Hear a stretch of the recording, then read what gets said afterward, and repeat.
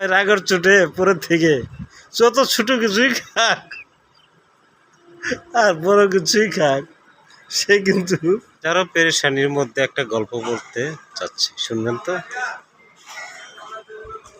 হিন্দুরা বিশেষ করে তাদের মূর্তিকে খাবার দিতে পছন্দ করে।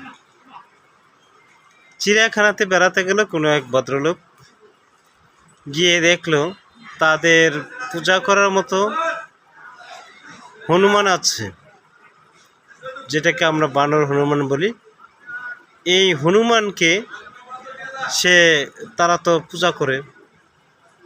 তো হনুমানকে শেষ পর্যন্ত চিন্তা করলো যে আমি ভালো কিছু খাওয়াবো, যেহেতু তাদের এটা পূজা করার এক কি বলে এটাকে। তো যাই হোক, একথা ভেবে সে খুব ভালো দেখে 4 পিস কলা কিনে নিয়ে আসছে। কলা কিনে নিয়ে আসে একটা একটা করে বানরকে দিতে লাগলো। কিন্তু প্রথমে যে বানরটাকে কলা দিল হাতে, ওই বানর নিয়েই আগে তার পায়খানা রাস্তায় কলাটা দিয়ে তারপরে খাইতে শুরু করলো। এবার বেচারা তো প্রচণ্ড রাগ হয়ে গেছে।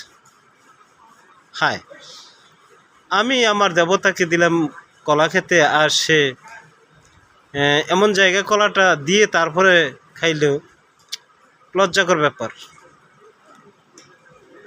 পরে শেষ পর্যন্ত সে ভাবলো যে লজ্জা লাগলো, পিছিয়ে আসলো। পরবর্তীতে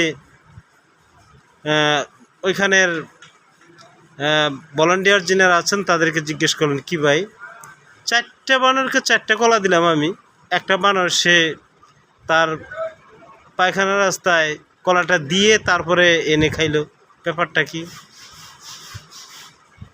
পরে বলল, ভাই, বানরের হাতও অনেক বড়।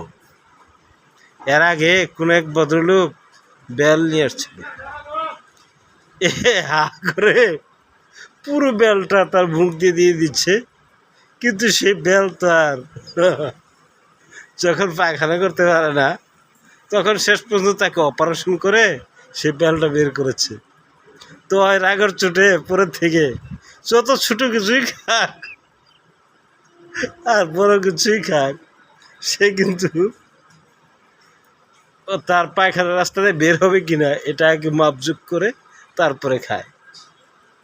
তো আমাদের দেশের পরিস্থিতি আসলে এমন, বড় হা করা দিয়ে বেল খেয়েছে, বেলকে অপারেশন করে এখন বের করতে হয়েছে। এরপর থেকে কেউ আর বেল খাইলেও, কলা খাইলেও পায়খানা রাস্তায় ঝুঁক দিয়ে খাবে যে এটা আবার পায়খানা রাস্তাতে বের হবে কিনা। তো যাই হোক, আমার এই গল্প থেকে আমি অনেক বড় কিছু বোঝাতে চেষ্টা করেছি, আপনারা বুঝে নেবেন ইনশাআল্লাহ, যেহেতু আমি ওপেনলি কোনো কিছু বলি না। আল্লাহ রাব্বুল আলামিন আমাদেরকে বুঝদান করেন। আসসালামু আলাইকুম।